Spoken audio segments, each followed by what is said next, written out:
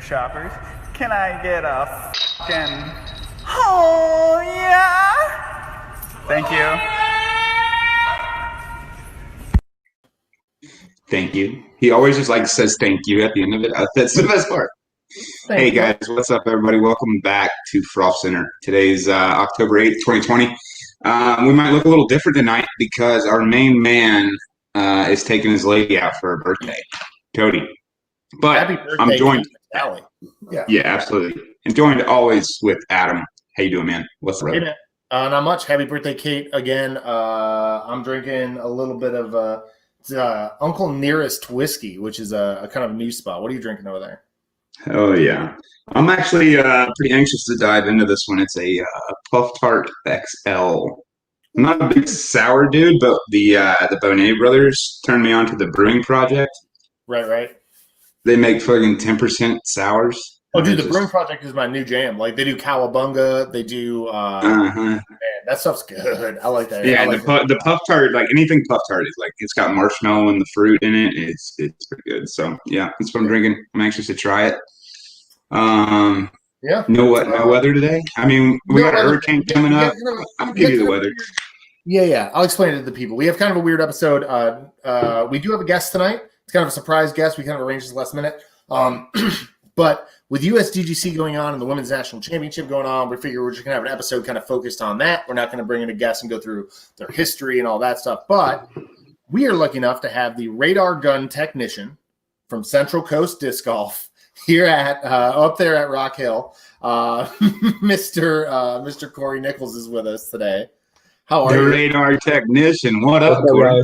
Is radar? I'm not quite that official, but I'm doing well. So I know Paul loves the brewing project too, because Paul Bell doesn't drink beer, but I got him that Cowabunga when we were at Buzzard's Roost. Yep. And he's been looking for that, but he hadn't found any. Good luck finding any of their stuff. Like, I have to go into like 3 different places just to find something from them. My friend's bottle shop in Grant Park in Atlanta has it all the time. All the time. So that's good to know. But anyway, so where are they from? Wisconsin, Idaho, Iowa, Michigan? I don't know. Somewhere in the peninsula, I think. I would have to take my glasses off to see this. I'm not doing it. Yeah. So I never said something badass. So, Corey, can you tell us why you're in Rock Hill and what you're doing and why we have you on the show? So, what the hell are you doing? I've basically volunteered. Ian Anderson is in the Disc Golf Podcast Slack group that I'm in, because Ian's in Cali with those dudes. And he's on there a couple times. But he was like, hey, we're looking for some volunteer help for Rock Hill for the Disc Golf Championship and the Women's National Championship. And it was like literally the same day after I tried to look for a spectator package and learned that with COVID and all the stuff going on, they're not doing spectator packages. So I was like, well, shit, I'll volunteer. That's about as good as I could get. No, absolutely. And, I've been following it. I follow the lead card every day for the Women's National Championship, and then for the Disc Golf Championship this year. So I'm basically out there from like 9:30 to like 6-ish, just watching disc golf. What's the hottest number you've seen so far? What's the hottest number you've got on the radar so far? So I think it was AB and Eagle on that whole, whatever hole we were talking about was drive. I know AB touched 79 on a backhand, and Eagle I think also touched 79 on a backhand. And those are like the 500-foot matches. That's awesome. Yeah, I think that was hole 11 we were talking about. And that, hole 11. Anybody that had watched the entire round knew kind of the circumstances that AB was under. Like, he was not having a good time. Like, Winthrop was beating his ass. But on hole 11, he just unleashed on that shot, and you could tell it was a match. So, I mean, when you first came on the green screen, I was like, well, how far was that shot? Because that was huge. Yeah, it's that one. It's 11 into. I mean, 12 has a pretty good if you can rip one on 12 too, and then 13, of course, 13 being the long the albatross hole that is just the long fairway. You just can kind of wide shoot off open as rip. much as you want. And you What can about the run a ladies? Bushnell too. You got any fast ladies? Oh, sorry. I mean, of course, it's Paige and Kat, which are like they're really the Kona can rip too. She was chewing some distances off yesterday. She just was getting in a little bit more trouble than Paige and Kat were. But I mean, Paige is generally untouchable on speed and distance. Yeah. Yeah, no. That's why she's number one. And like with her Yeah. foot on the throat right now too. Like just not giving up, not coasting. And it's gross too because she'll make mistakes, but Paige's mistakes are like placement shots for other people. Like on one of the drives down, it was probably hole 11 or one of the Coliseum holes that the women have a shorter tee pad, kind of on like the other edge of the Coliseum. That was 14, anytime Paige makes a mistake, she'll do like the self-talk thing and do like a Paigey or like Paige, come on or something. And her drive got the biggest like world champ kick in the world, and it was still it was like another person's layup, but her mistakes don't seem to cost her generally. Yeah. Johnny Avery wants to know, you got any numbers? Can you remember the ladies' speeds off the top of your head or anything? I can look. Oh yeah, you actually have access to it. So, yeah, today Paige was on hole 10, and Paige touched 65, which is a pretty nice rip, and Kat's was touching 60. Okay, that's pretty good. I mean, considering you said the card. Missy's ripping. When Missy rips into it, it's usually upper 50s. nice. Nice. And I have round one numbers just for Kona. Kona touched 58, 59, 60, 59 a couple times. Damn. And I mean Haley King too. That first day, if you wanted to watch the women rip, it was Paige, Kat, Haley King, and Kona. So those are like arguably the fourth longest throwers on the women's side. Yeah. I can get down with that. So what's the general vibe going on up in Rock Hill right now? You know, everybody's wearing masks. What's going on? The vibe was pretty cool. Well, because it's the first time the women are there for the national championship. Right. The vibe was pretty cool. Like yesterday, all of the Rock Hill volunteers and the spotters and folks were wearing like the hashtag Respect Your Game shirts, which was a neat touch for it being the women's first time. I mean, all volunteers are wearing like some kind of gaiter or mask and are pretty diligent about that kind of stuff. FPO generally is wearing masks on like off the tee. They'll pull them off and sorry, my insulin pump's making noise. And then they'll put it back on when they're off. And then the men, like I don't think there was a men's competitor yesterday who wore a mask consistently, but today Isaac did. And his was a gaiter, just pulling it up and down. The men who, like Nate Sexton's been around, and Nate has literally, I don't think I've seen Nate outside of being on camera without a mask. And like I thought Thomas Gilbert followed the women's card with Nate yesterday. And he was wearing a mask. It's interesting only because at Winthrop there's bikes and runners that come through the course. They're at that loop. That loops up by the shack and then goes down to the sports fields, and they're not wearing masks. So it's like it slightly defeats the purpose of the idea of like the mask. I get that you want your competitors to be wearing masks as just a general protocol, but having like a bunch of unrelated, not volunteers, just like random people that are exercising, not wearing masks, coming through like the whole loop is kind of silly, I guess. But it's COVID, whatever. That's what it is. We saw some wild some wild swings today, especially on the USDGC side of stuff. Like, was there a bunch of emotion out there? Like, it seemed like we had some hot rounds and some not rounds. Well, I unfortunately didn't see any of Alex Russell's 15 down, that 1093 or whatever he shot. Yeah, dude, that was sick.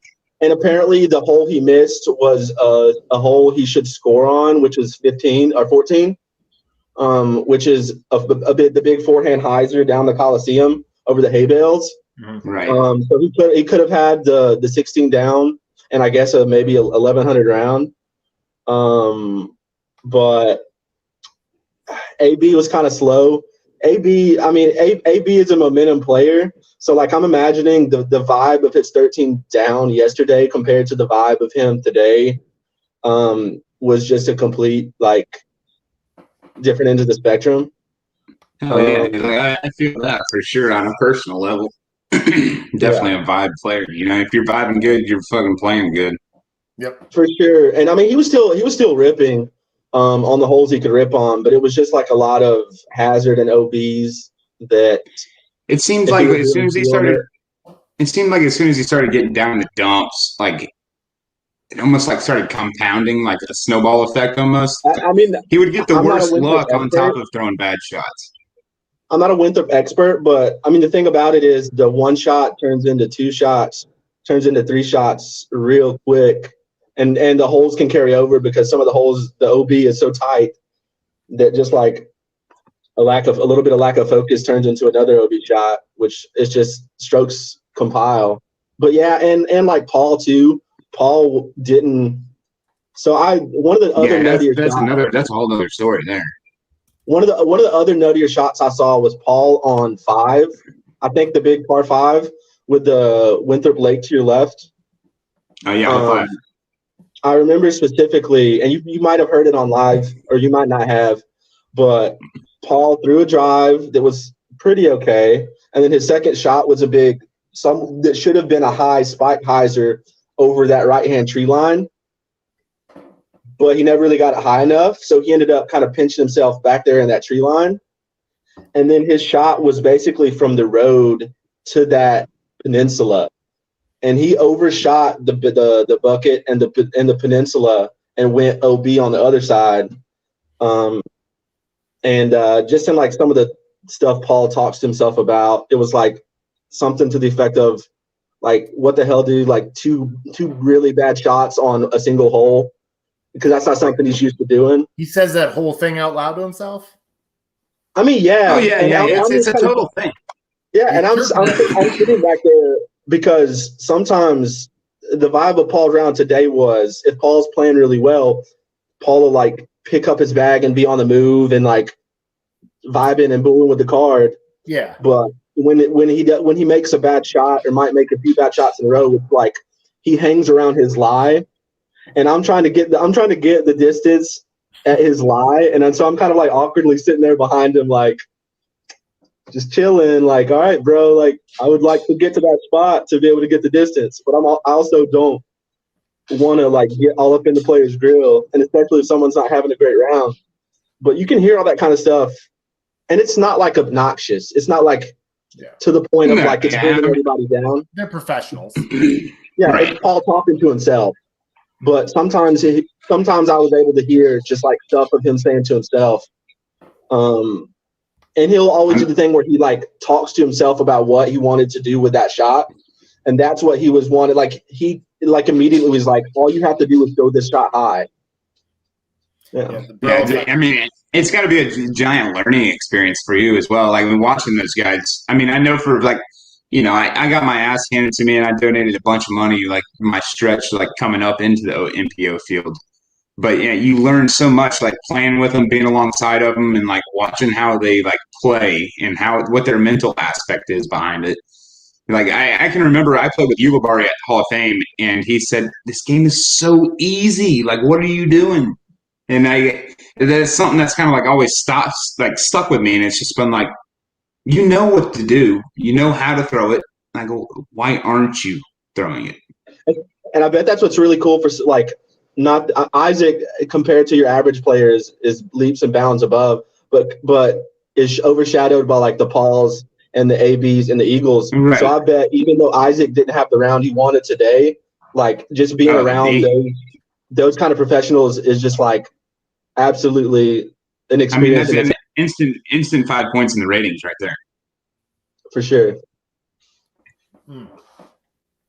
But that shot was watching Paul, because I didn't think Paul was going to try that like over the water shot. I was after he was like 2 bad shots on this hole already. I was like, all right, so he's laying up. But then you see him pull out his. I don't think he's thrown his distance is anything other than forces out there, forehand and backhand. I don't think he's thrown a Zeus or like an Onyx. He throws that Undertaker a lot on like some of the sub 400 threes and whatnot when he needs like a tighter flip up or some kind of like right turning. Yeah, it's all buzzes and forces, I think. Yeah, and I just don't think he's thrown anything less stable than a force for his super off distance off the tee. And it got him into a trouble a time or two, because if he doesn't get as much spin into that force, it doesn't get the flip that he wants, and he ends up in a hazard or OB or whatever. Right. I mean, that's something he needs to work on. But what's the craziest thing you've seen so far? Seen any throw-ins? Seen any wild dude running across the fairway or what? I mean, this is just a not. I mean, we're only 2 days in too. I saw a really like tatted up, pot bellied dude walking 2 really small dogs. Like it's like the whole disc golf like crowd is kind of on the sidewalk, and you just see this dude like coming down beside the Coliseum. It's that hole with the hay bales, and this dude's just like jaunting in with his belly, like he has his shirt off and he's taking in the sun.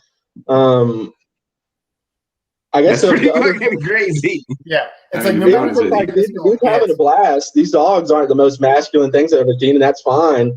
You would think that like a dude tatted up that's kind of big would have walking like 2 pitbulls or something. Yeah, but it was 2 smaller guys. Said that's my dad. I believe it. Oh, maybe. I don't know if I can translate this into Frolfcenter, but I was like a joke Paul made yesterday during the round after AB was 13 down in the clubhouse. So it was we keep talking about the same hole. It's the hole by the road before you get to it's 12. And there across the street there's kind of like a bunch of houses right there. And there were 2 dudes, 2 younger kids that might have been early teens. One of these early teens was probably like 6 foot plus, kind of darker complected, long, shaggy, dark hair. And Paul he's shooting a pretty hot round. He's shooting 12 down himself, not at that point, but for the whole round. And Paul kind of looks back to his card and it's like, I thought AB was supposed to be playing disc golf today. And everyone looked over at this kid, and he looked like AB when AB won juniors or whatever he won in like 2014. And I didn't expect it from like Paul Macbeth, because he almost comes across as a bit professional, quote unquote. That's strictly professional, yeah. Yeah, so I was like, I did not expect, but Paul was having the time of his life. He was shooting well at that point. So like Paul was feeling it and cracking jokes. Other craziest things. I'm trying to think of like wild stuff. I haven't seen a whole lot of wild stuff. I mean, other than with Paul Macbeth is always that he's been so dry. So like hearing that, I kind of like him a little bit more now. Oh no, it was a super likable moment, and like I said, I've cracked up about it for a while because AB's already has his 13 down, and there's Paul making a joke about the dude who shot the hot round on the first day, and Paul ended up with a 12 down.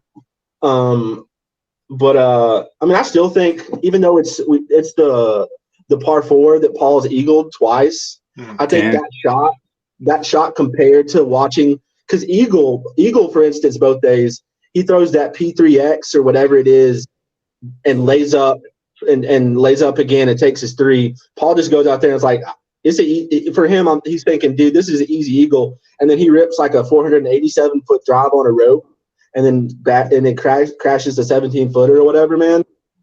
Yeah. It still surprises me both times I've watched it. I mean, dude, you just gotta play golf. I don't know, man. Stuff. I don't know. If the course gives you a birdie, you gotta take the birdie. I feel like, but I don't have the power that he does. So, what's Scott Scott saying? wants to know, who's got the best facial hair Who's got the best facial hair on tour right now, other than Okay, so I don't even know if I'd call him on tour, but he's hung around, and he's up in the area, and he's somehow does something with Innova, but it's DJ Hekia. He has white hair, and he has like a full, nicely styled, lengthy white beard. Yeah, I know exactly who you're talking about. And he's a cool dude too. I like he's been walking around following the cards, and he's been like doing his part to like make the noise level around the FPO cards, like a lot of clapping and yelling and good shotting people, which is fun. But other people on tour, Drew Gibson, because it's always perfectly lined up. Yeah. Yeah, not He AB. does. I don't know if AB could even work with the hair. AB doesn't even have facial hair. He has the equivalent to you and I's facial hair. Come on now. Yeah. I haven't neither one of the cards. I mean, James. I watched James yesterday, but his is a full package, like a head of hair and a nice facial hair. It was so weird when he shaved his fucking face last year. Yeah. Oh God, I could hardly look at the guy. Joe Costa's watching this episode from the prep kitchen at the Rec Tech Worldwide headquarters. That sounds about right for Joe. Hey, tell Greg we said what up. Yep. What up? That's the other thing. I guess I'll segue us into something different. I do have a question. Go ahead. Seeing the FPO lead card in person all together and watching Paige, is anybody going to catch her? Is there any chance anyone catches her? I mean, I think Cat. If Cat like AB, if Cat gets on fire, dude, that putt's looking good. Oh my God, yeah. Cat could. But other than Cat, I mean, Heather Young is playing. She's played 2 good rounds, but I don't think she can score in the 8 to 10 range. But if Cat makes some more mistakes like she did on 18 today, because it was like a three stroke swing there at the end, because Cat 3'd it, and I think Paige might have taken a 6, got the 3-stroke swing. She went OB off the tee. Yeah. And then might have pitched out or like went OB on the next one and then didn't convert a putt. But I mean, I still think if anybody's catching her, it's Cat. Yeah. I mean, like we said earlier, it can snowball effect out there at USDGC. You know, like one bad shot translates into like the next 3 to 4 holes because you're trying to make up for, that errant shot you had back there, and it's. I mean, look at the scores. People have the people who had a super hot round and a pretty good round. Like, right. Our friend of the show, Leah Sinigini, had a pretty rough round the first day and made up 16 strokes the second day. Like, this is a course that can do a lot of diverting. Yeah. Yeah, and you see it year in and year out. When I was out there, it's the same thing. I went 3 over the first round, the even par the next round, and then back up to 6 over, and then down, 2 under.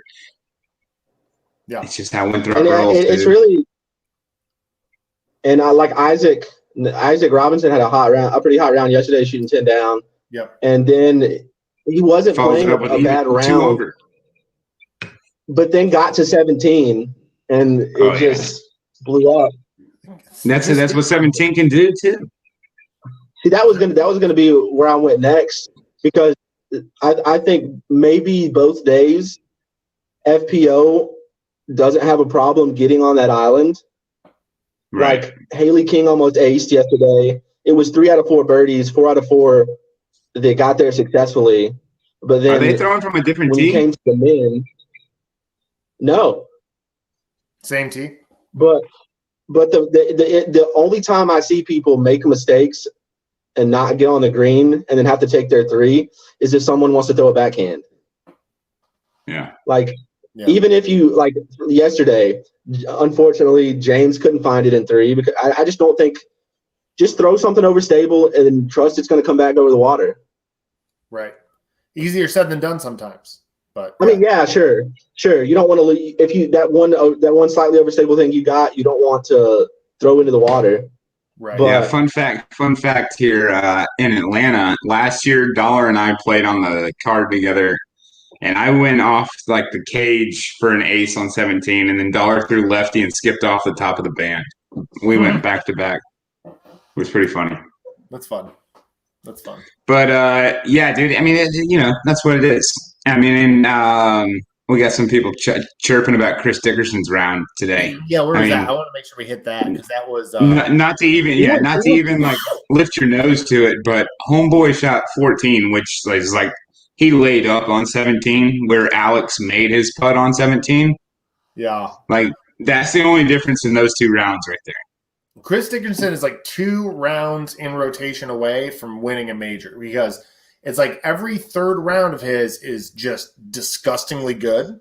And so if he just gets a tournament where he's got his disgustingly good round and 2 decent ones, he's going to be fine. You know what I mean? I mean, it's kind of like the Frolfer thing, though. Like once you come on Frolfer, you got that instant luck. You see our boy Nathan Queen's up there too. Yeah, Queen's up there. We had Hokum got the bump. Chase card at the beginning today. Yeah, Queen didn't start out good today. Yeah, I overheard Queen actually talking to DJ Heck because they're both from the area, and I don't know the guy's name. I just know it was DJ Heck but they were talking. He's like, "Hey, how's your round today?" And Queen was like, "Man, it wasn't really good," but he was like, "There was a lot of scrambling, but." No, his scrambling didn't lead him to find any extra OB or hazard strokes, and he still found the chase card again. Oh, hell yeah. Well, yeah. So, yeah. I'm glad he has high expectations for himself. That's what it sounds like to me. I mean, you kind of have to out there. You have to. You have to play with high expectations out there. But yeah, congratulations to our boy C. Dick he's got like a couple strokes lead, 2-3 strokes leads going into tomorrow. I think it's 3. I think it's 27, 3-4, something like that. I think he was chase carding, or he might have been.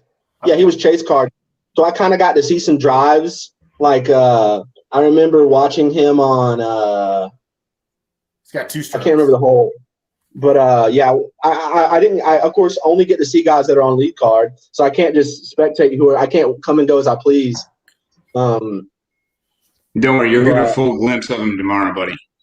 That's going to be a really fun card. The guy is so robotic, it's unreal. Like it was like they were saying on commentary earlier today. I don't know if you watched it, Adam. It was like you almost expect him to make every 45-footer he comes up to, right? Because he does it so often. Every putt hits dead center. It's that's what you want. That's what I want to be in a disc golfer, to be honest. And it's you can see it in his body language. He's confident of the same exact thing that he's going to hit every 45-footer. No, absolutely. Like all he's got to do is just line up his thing, and then his rotation, his rhythm. What am I looking for? Oh, I'm just saying. No, I was pointing. Livingston says, Cedic's got to sink that first putt early. He's good to go. If he misses early, he's got a confidence issue. Cody came in with the robot chicken. Exactly. That's why, because he eats a lot of chicken and he plays like a robot. Get prepared to get bored to death by perfection. That's the epitome of Chris Dickerson's game. He always does the same. Oh, sorry. Go ahead. The same box routine. He lines up. Same box routine. Same fairway shot. Same putt. Over and over and over. I knew that doing what I'm doing, if like someone slows down the card a little bit, that helps me catch up to because if it's like, for instance, today it was AB playing really fast. Isaac naturally plays pretty fast. Paul doesn't play. I don't know if I consider it fast, but he doesn't dilly-dally around, and Eagle really doesn't either. So sometimes it was like catching up to their tee shots and then just sprinting around and playing catch up and trying to get into a position of getting a number. Yeah.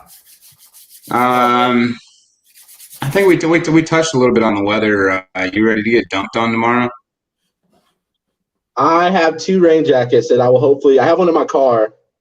But, yeah, whatever, man. It is It is what what Bring it it is, on. right? Bring it on. I'm getting to watch USDGC for free, dude. So if I get rained on a day or two, Right. Exactly. Who cares? Are you Exactly. going to get to play? Are you going to get to play any disc golf on your trip? so I'm not during the day, not during the when USDGC is going on. Mhm. I had someone sign me up. I'm signed up for the 8 a.m. Throw Pink Day on Sunday, which is the early tee time. So I'm gonna try to do that, and I mean, weather permitting. Who knows how I'll feel on Sunday after walking it for the 9th time. But I would like to play 2. I would like to hit something else after it. But I know for an extremely amateur arm, it doesn't even play as fast as the slow play of the pro arms. Yeah. So Right. I mean, at least you'll have walked it 9 times and know where you're supposed to throw, you know. then it's just going to be getting mad because I can't do it. Oh, that's so true. Yeah, I've been having totally true. expectations of 1045 rated players doing it for 4 days and then be like, oh, it's that. Just throw it there. Throw it 450 foot there. I mean, if they and can then do throw it, you can do 500 it. foot there. Yeah, it's just right there. Yeah, just put it in the basket, dude. Yeah. You got any predictions on who's going to win it? I think even. I mean, I don't want to bet against Chris Dickerson, but I think at this point, watching him on lead card, I think it's like a viewership bias. Watching Eagle both days, Eagle has been, I think, fairly consistent. And people act like it's a lefty course, but if you have a massive forehand like Eagle has, you can do what a lefty can do. And so if it's not Chris, which I want it to be Chris, I think Eagle is like a pretty safe bet. Yeah, until he punches the ground on hole 16 again and breaks his hand. Oh my God! At least he didn't punch the mozzarella. He hasn't made any mistakes at this point to where it's like, but we'll see. We'll see how he handles that. Yeah, adversity. once we get him that first mistake, he throws 3 shots on 17 tomorrow. I guarantee you we're seeing another broken fist. I'm gonna put. He lost my respect. I'm sorry. Yeah. His sake. But also Nathan Queen has put it for a homer pick of someone in Charlotte. He's put two consistent rounds together. We talked about him earlier, but yeah, I mean, all it takes is one hot round out there, and you're going to jump up. You saw Alex Russell. But the thing about it is, those dudes are getting hot. They're getting hot too early. I would want to get hot tomorrow or after I've already played a few competitive rounds. Tomorrow's moving day. You want to be in contentions after tomorrow. Yeah, but what about the rain too? You can't really move on rainy days. Don't make mistakes. I mean, you can. You just have to execute your shots. Yeah. I'm picking my boy C-Dick. He's got my pick. I like C-Dick. And I like Nathan Queen on the podium though. I think Queen on the Okay, podium. call it a chicken fry and not a mozzarella stick for Dickerson's steak. A chicken fry, like the old. So on the topic of chicken and mozzarella sticks, I was trying to describe those things at racetrack that are I call them chicken sticks. Chicken sticks. Yeah. Yeah, I was talking about that to Ian and some of the Central Coast guys. I was I had to stop at racetrack and get a little chicken sticks, get some chicken sticks, because I didn't want to stop and get a full meal and have to ride with a belly full of shitty food. Person. Yeah. So I was like, I got to stop and get a little something. I was like, what's somewhat? It's not healthy, but what is something that I can put? What's not a hot dog? And just to make the hunger go away. Right. And I called them chicken sticks. I don't know what in the hell you're supposed to call them other than chicken sticks. That's what I call them. Chicken sticks. Yeah. Chicken dogs sounds really bad. I don't like chicken dogs. Oh yeah. And what about you think Paige is just gonna she's gonna take it? You know what? I think I would take Katrina on the 20-1 odds, $100. I would, for 20 to 1, yes. I think Katrina's got a 21 shot of doing it. Maybe 16-1 odds. I'd put $100 on it. She hasn't played poorly. No, and her putting is kind of peaking at the right time right now. Her putting, she's putting really good right now. She hasn't doinked anything, and if she doesn't sink the 35 footers like the edge of circles, they're all right into the basket. Those are all bonuses for her. I mean, like, sure. Her putting was not great in the beginning of this year and the end of last year. It's been I think it's markedly better now than when everyone was talking shit about how bad her putting was. Yeah. It's literally the last 2 months. She's just been banging putts. So you're just like, where did that come from? She switched. I just stuttered like a motherfucker. She switched to that like little loft putt with a hyzer on it. Kind of like a Greg Barsby, like pitching, like a chip. Yeah, like a Barsby or a Wysocki type float. And I know it's working for her. They come in with hyzer, but they're diving straight into the chains. For Whatever sure. she changed is working. Yeah, 100%. That's what I'm saying. Like that's. I would love to see it happen tomorrow. Not because I have anything wrong with Paige, but it would be a bit more interesting if it got super competitive. I would too. I would like to see that. I don't want to see a 10 or a 12 point spread going into the last day. That's not going to bring viewers. It was looking like that until hole 18 today when we mentioned the 3-day swing. Yeah. The 3-hole swing. 3-hole swing, 3-shot swing. Fairways live. We're going to talk about that in a minute. But yeah, man. My team, so sorry for like jostling y'all around. Oh, you're good. They asked me about my shirt size, and I need to respond. Okay, cool. Do what you got to do. It's a good time. We're going to kick you out. We're going to kick you out anyway. I think we're good. I think we've covered everything we wanted to cover. So thank you very much, Mr. Corey Nickles. I think it's frozen anyway. This is going to be perfect. So we're just going to wait. I just got back into Chrome. Oh, cool. Hey, we were actually pretty much done with it. Do you have anything else you want to talk about? Are you good? We've gone over 30 minutes.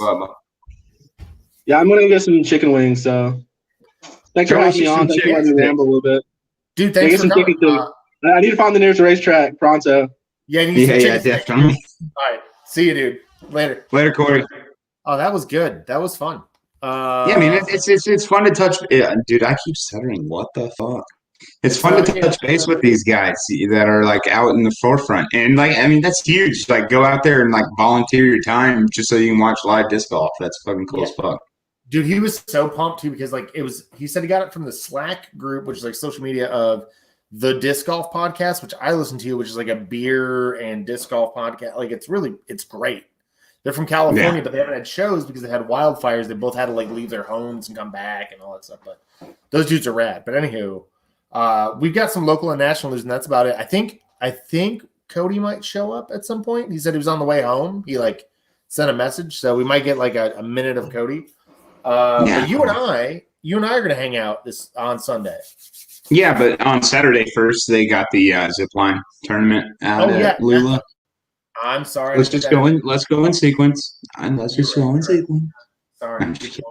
Yeah, I mean, it's kind of screwy, honestly, because he's only allowed 60 people out there on a 27-hole track. Like, what the fuck, dude? What the fuck? Let some more people out there. And second, he's not even taking any weight. He hasn't taken any weightless people after the last 12 days. Like, come on, guy. No, he took people off the wait list today. Yeah, but he's not adding any more. He's not doing any more edits. Like, no more people can be added. Oh, really? I didn't know that. Is that right? People getting it today. Interesting. Maybe I should have hit him up. Maybe I should have played. Maybe I shouldn't have played. Maybe there's a reason that I didn't look into it. But anyways, Lula's going on Saturday. You're going to win your second tournament at Ferguson on Sunday. Ferguson this year. Yeah, I'm going for the Ferguson sweep this year. Dude, I would love to see it because you're signed up for December too. No, not yet. Is it sanctioned? Oh yeah, it's sanctioned, but it's shorts and longs. I think it's C tier shorts and longs. Oh, it's sold out. So you're not in it. Johnny says, "Fuck off." Okay, cool, Johnny. Thanks, appreciate it. We'll see what happens. Yeah, come on. I'll throw in a Prodigy swag. I was kind of like set on Hot Atlanta being my last tournament of the year. Oh, wait, this is what it was. It was AM only. Yeah, it's AM only. Yeah, that's you want a caddy for me? Where? At the Holiday Classic. If I'm not doing anything, when is it? The end of December, last weekend of December, 29th, 28th. Johnny's about to hit it up. That's my birthday, bro. Well, Of course, I'm dude, going to caddy for you on my birthday. Oh, that's First off, I'm going to have a beer in my hand every hour. I mean, that's So fine. that's If you not- see here, I've already qualified for World. That's all I wanted to do, so we're good. I can get DNF'd. Yeah, the 28th is my birthday. Oh, it's the day before your birthday, so it's pre-birthday. That's even better. Well, I'll probably have a beer in my. Yeah, 1,000 rated caddy. I'll probably have a beer in my hand at all He was a times. 1,000 rated caddy, but a 994 rated golfer. So what's the difference between your caddy game and your golf game? I can tell you. I'll tell you what. I'm a 1050 rated fucking caddy, buddy. I can tell you how to throw the fucking disc way better than I can tell you than I can actually do it. Cold Snake? Dude, I'm gonna go to Cold Snake. I love Cold Snake. I meant as far as sanctioned tournaments, chess, Scott. Cold Snake was my first tournament I ever played, and I will forever play it. I'm like 8 years deep on Cold Snake. It's my favorite tournament. I love giving Alan Sandage like $40 at the end of the tournament to throw my entire bag at the CTP Ace throw off. That's my favorite thing in the world. It's just donating $40 more to throw up at that tennis court or the baseball field there. That's my yeah. It's even better when there's baseball games going on. Oh yeah, loses 20 rating points per beer. That's about right. I don't know if that's right. I think the first three go up, and then the next three they go down. Yeah, I can agree with that. So I think we were So we were talking about Lula Iron Leaf. You and I will be at Iron Leaf this weekend. Yeah, Iron Leaf. Sorry, I'm looking to go back to the back-to-back Ferguson Park tournaments. That'll be nice. I'm playing advanced for the first time. Are you now? I am. I decided if I'm going. I give you mad props, my dude. You got to play like we talked about earlier in like a much future podcast, dude. You know, if you're playing at your home course, you have to play up. You know, I think so. Also, I mean, I'm going to World. That's my whole plan was to qualify for Worlds this year because of COVID. I'm qualified for next year. I want to go to Worlds. It's just advanced at Worlds. I don't want to go into Worlds with some weird expectation. You know what I mean? I got to get up there. I got to play with those guys so I can play with those guys when I have to play with those guys. You know what I mean? So, so I want to go get my ass kicked. But I did shoot a practice round at 2 down yesterday. So I felt pretty good about that. From the longs? Yeah, from the longs. Nice, dude. 2 down, 955 rated. It felt good. It felt good. Yeah, I also shot an 811 rated round at the tracks last Saturday. So I'm literally riding that roller coaster right now. Yeah, well, that's the struggle of being an AM. It's like finding your consistency line. Absolutely, I know it. I would say that's like the biggest thing that separates open from advanced. It's like your consistency line. Yeah, that makes sense. The big news this week also. Wait, let me go back real quick. It's let me do this right. The Eastbound and Down series, they finally killed the pole. It is going to be at the tracks in McDonough, so it will be on the east side and down, not at Lula. So that'll be November 14th and 15th. It's a B tier, and the registration opens October 14th, so 6 days from now. Then we got Friendsgiving. Yeah, registration went live tonight at 8. We didn't want to tell anybody until after the show, but live registration's open now. Get your team of 4. What is the rating? 3760 is the cap. That's correct. You're going to be playing as an A team and a B team on separate cards the first round, and it'll be a combined score. So the A team and the B team combined score will be your first round score, and then it'll be a alternate shot A team B team quads event. Yes, which is it's so the A team throws the drives, they pick the best drive, and then the B team throws the approach, and they pick the best approach, and the A team putts, I believe. Is that correct? There will be 2 shots per every shot. For every lie. Yeah. Every line. Sounds really fun. And how are you going to do this? Are we going to have 8 packs on scorecards? You would have to, otherwise, we're just going to ace every hole, right? Right. I would take a 1 on every hole, just like you do in like a 4-man scramble and ball golf. You know? Yeah, you just lie to everybody. Yeah. We took birdie on every hole. Yeah, cool. So also the ADGO bag tag finale just went for signups at 8:00 tonight as well. That's going to be at Redan as usual. We're going to do the brackets. It's match play. You just sign up. The biggest thing with this is make sure by November 1st, you have updated your bag tag number in disc golf scene. We know that nobody has their bag tags numbers right now. That's just a feature of community input. It happens every single year. So on 11/1, it's over. Just stop playing them. Go in, update it by 11/1 and say, hey, I actually have tag 88, not 105. I'm not that much of a loser. Make sure that's done. We'll put you in there. We're going to do tea time starting at about 8 a.m. at Redan on November 8th, which is a Sunday. That way we get this running. Peanut Dubs can show up, do their thing, and we're still running. Everything's good.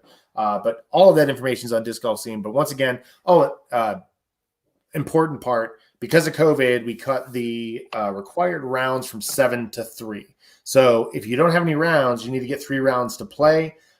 You've got about a month. So there you go. And that's, we got new hats, guys.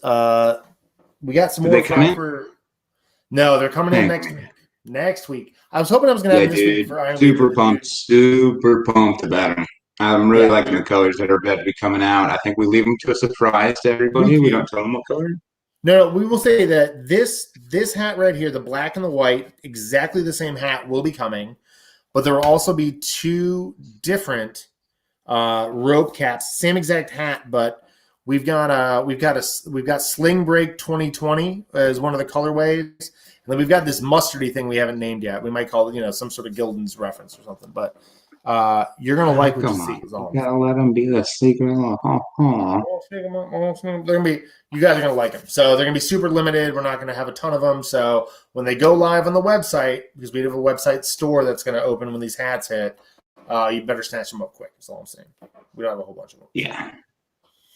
That's it, man. I think that's all we got. We got a little bit of national news. I want to give shout outs to. I think we covered the Women's National Championship. We covered the USDGC. I did want to bring up real quick respectyourgame.org.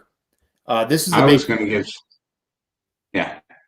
This is the big thing that happened this week. October 6th, this website launched, respecthergame.org. It's a women's focused website trying to push the idea that, of course, women should be respected for the way they play disc golf, not the way they look. That's a big focus of them. You probably saw the hashtag all over social media this week. We just wanted to say, hey, we saw it. We love it. We did the hashtag. We did some promotion for it. So that's a big one. I don't. Oh, I'm huge. I'm huge about that respect your game thing. I mean, that's huge, giant. I want some disc. I'm all about it. Yeah. Give me a flat top respect your game rock, and I'll buy 5 of them right now. I'll take whatever it's going on. It's going straight on the wall. What's that? Yeah. Whatever it is, it's going straight on the wall. I don't throw them. Hey guys, but I also want to give big props to. Did you watch the video? I got to give props to Anton, man. I mean, the dude genuinely means well. Like he's a good dude, I think. Yeah, I have a complicated oh man, this is a tough one for me. I'm a guy who throws all Innova. I'm also a guy who was not a little bit, but it was a situation that I had to deal with. I had to think about it because I had a real problem with the fact that Innova's statement, when Ultra World put out the article and it came back out, Innova's first statement to me said, the one that was the email to the guy and he put it on was basically hey, we dealt with this in 2017. Go look at what we said in 2017.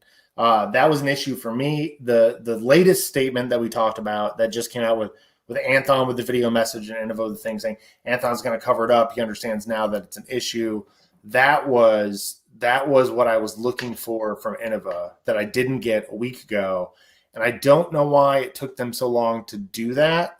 And I also don't know why they did it on the same day that Respect Her Game had already pumped up their big drop.